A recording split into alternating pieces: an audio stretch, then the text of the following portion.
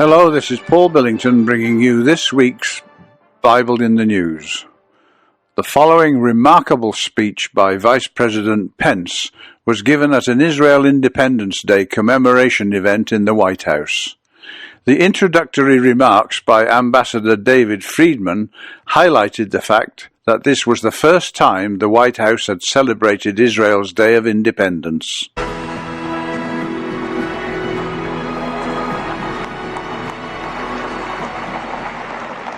President Lillian Pincus, Ambassador Ron Dermer, members of Congress, Israeli ministers, members of the Knesset, distinguished guests, friends, and fellow Americans.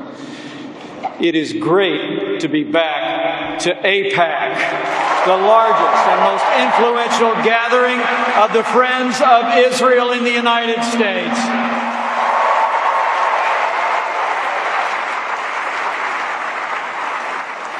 And it is my great privilege to speak before you tonight on behalf of a true friend of Israel, a courageous defender of freedom, the 45th President of the United States of America, President Donald Trump.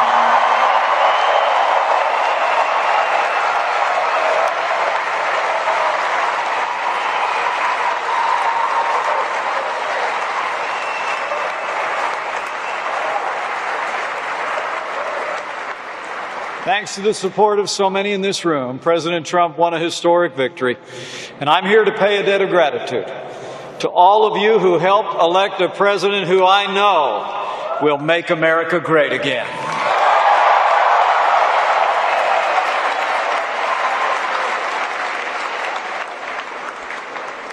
And you know, it's a particular honor for me to be with you here tonight. My relationship with AIPAC spans more than a quarter of a century.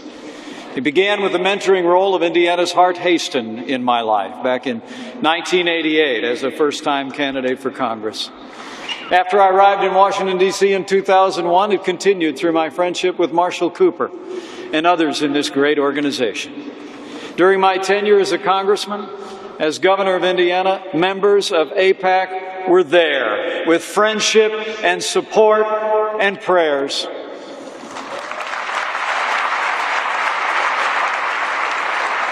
And let me just say, it's actually very hard for me to express before those friends of so many years the profound humility and gratitude I feel to stand before you tonight as the 48th Vice President of the United States of America. From the bottom of my heart, thank you.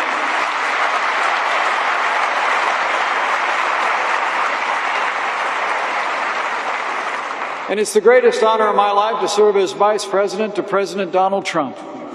I'm proud to call him my friend.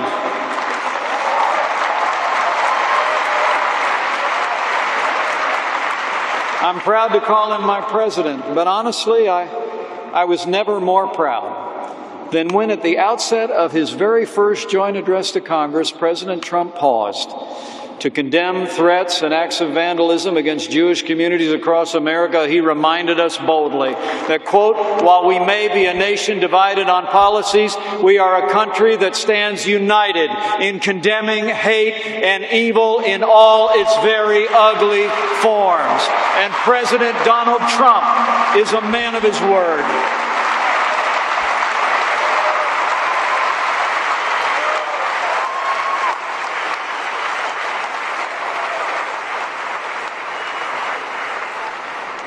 And he's a man of action.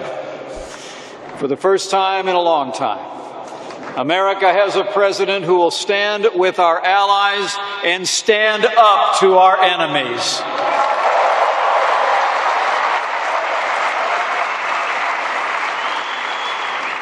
And under President Donald Trump, if the world knows nothing else, the world will know this: America stands with Israel.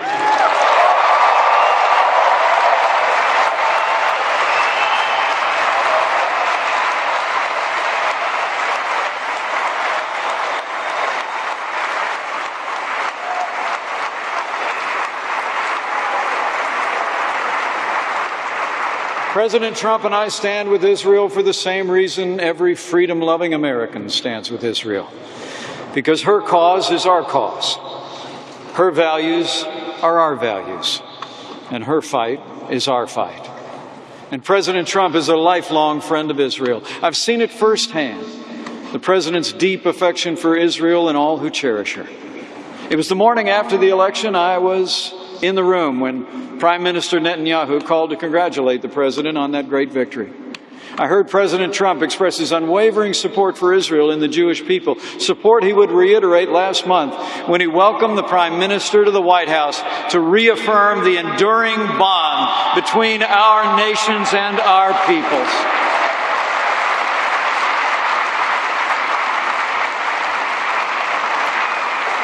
As President Trump said then, America's alliance with Israel is, quote, remarkably strong. But in his usual style, he said he is confident that it will be even stronger and reach even greater heights.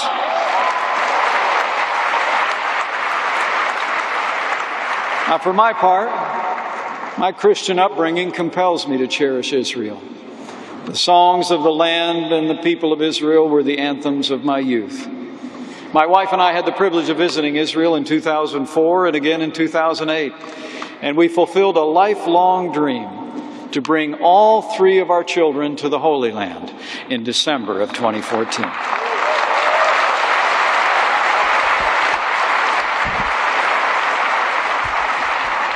Let me say from my heart, as for me and my house, we pray for the peace of Jerusalem and all who call her home.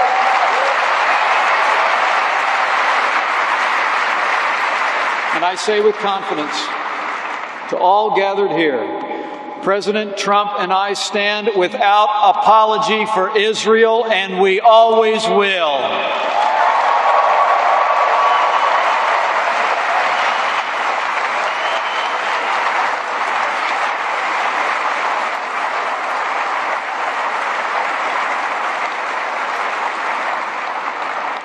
I mean, just look at the actions President Trump has taken since he took office. Like when he named Governor Nikki Haley to be America's ambassador to the United Nations.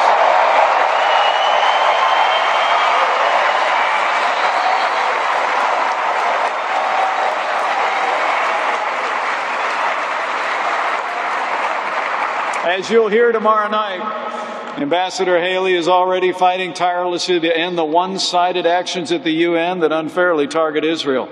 And under President Trump, the United States will no longer allow the United Nations to be used as a forum for invective against Israel or the West.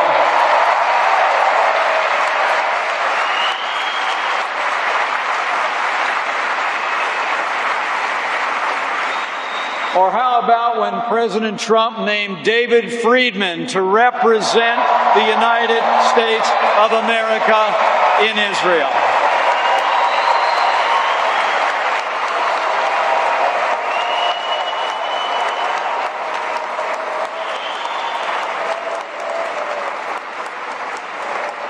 David is an unabashed advocate for a stronger Israel-America relationship, and our friendship will be stronger after he gets sworn in as ambassador. And I got to tell you, I just can't wait. This week it will be my high honor to administer the oath of office to Ambassador David Friedman.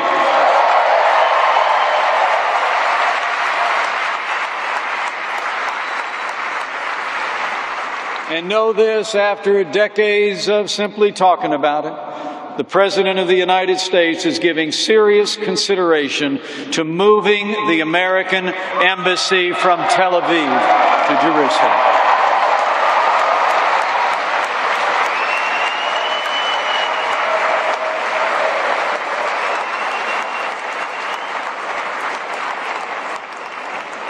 But let me be clear. President Trump is also invested in finding an equitable and just solution to the Israeli-Palestinian conflict. Just a few weeks ago,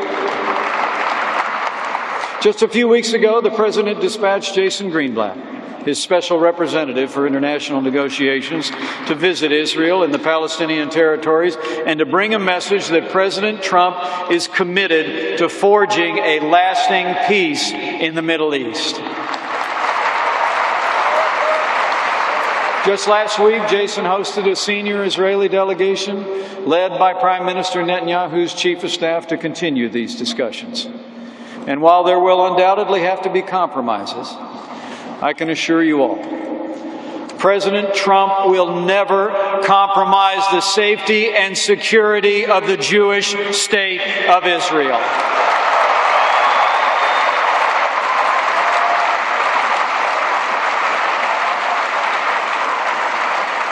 Now, since its founding, the Israeli people have awed the world with their strength of will and their strength of character. And at all times, in war and in peace, the Jewish people have held their heads high. It's because of their valor and their vitality that Israel thrives, a beacon of freedom and prosperity for all the world to see. Every day, in every way, the Jewish people's dignity rebukes all who would condemn them. Not for what they do wrong, but for what they do right. And President Trump has made it clear. America stands alongside Israel as friends and as allies, and together we will confront those enemies who threaten our people and all that we hold dear. I'm proud to say today America's support for Israel's security is at a record level. And President Trump has made it absolutely clear. Our commitment to Israel's defense is non-negotiable. Not now, not ever.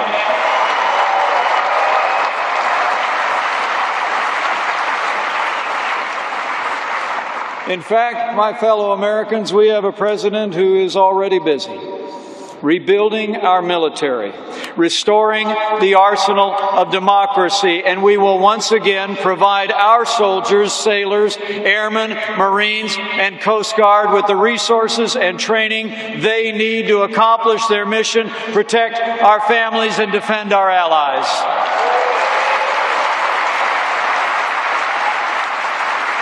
And in President Trump, America has a leader who will call our enemies by their name.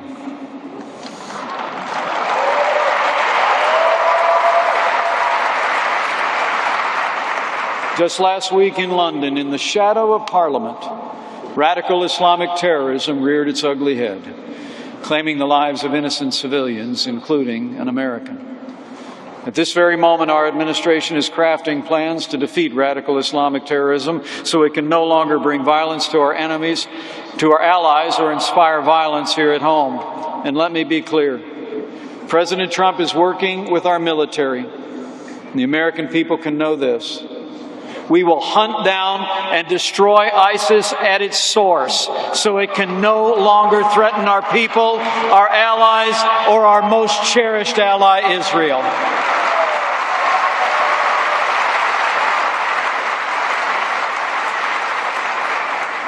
And finally, under President Donald Trump, America will stand strong in the face of the leading state sponsor of terrorism. This administration has put Iran on notice.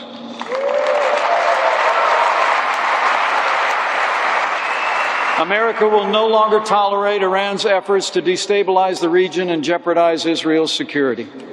The Ayatollahs in Tehran openly admit their desire to wipe Israel off the map and drive its people into the sea. For decades, Iran has funneled weapons and cash to terrorists in Lebanon, Syria, and the Gaza Strip. They've gone to great lengths to develop nuclear weapons and ballistic missiles. And due to the disastrous end of nuclear-related sanctions under the Iran deal, they now have additional resources to devote to sowing chaos and imperiling Israel. So let me be clear. Under President Donald Trump, the United States of America will not allow Iran to develop a nuclear weapon. This is our solemn promise to you, to Israel, and to the world.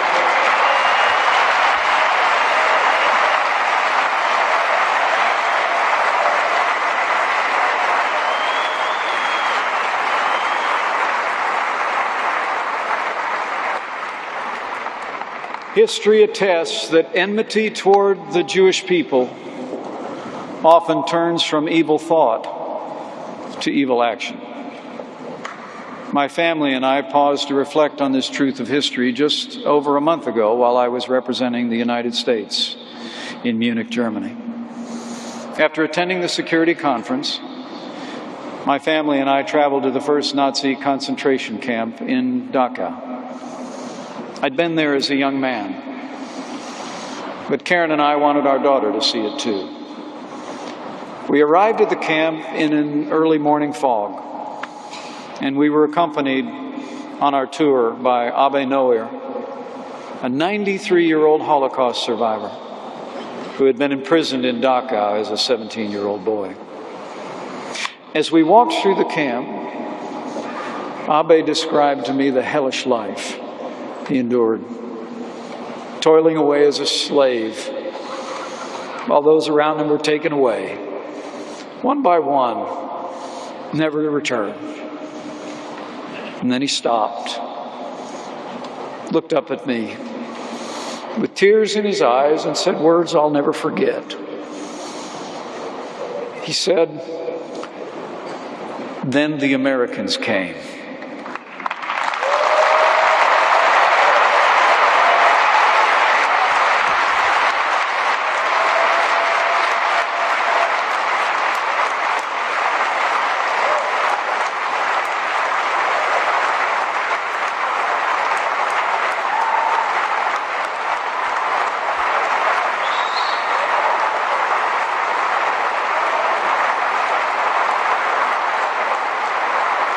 I was so proud. Those words underscored the imperative of American strength, and they powerfully remind us of the immutable bond between our people and the people of Israel. Under President Trump's leadership, America will be strong, stronger than ever before. And as the President said not long ago, our nation's friendship with Israel will grow even stronger.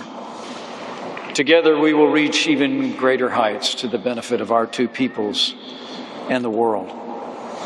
We stand with Israel today and every day because our bond was knit millennia ago in the finery of faith. Over the mantle of our home since the year I was first elected to Congress are framed words that have long inspired our little family. We had them in our home in a small town in Indiana. We had them in the governor's residence. And now they're displayed over the mantle in the home of the Vice President of the United States. They come from the book of Jeremiah,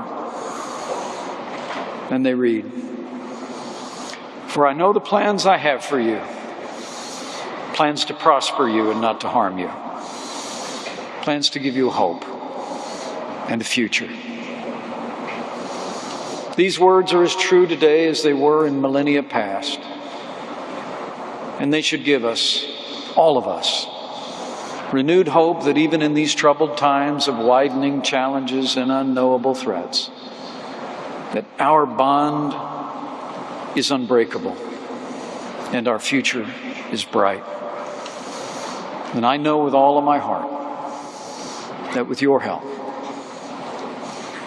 with God's help, and with the strong leadership of President Donald Trump, our nations and our peoples will remain forever friends, and we will go forth together to meet the glorious future that awaits.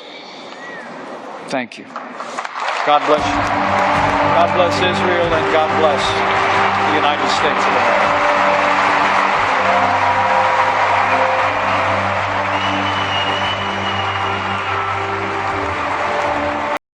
Thank you for listening to this week's Bible in the News.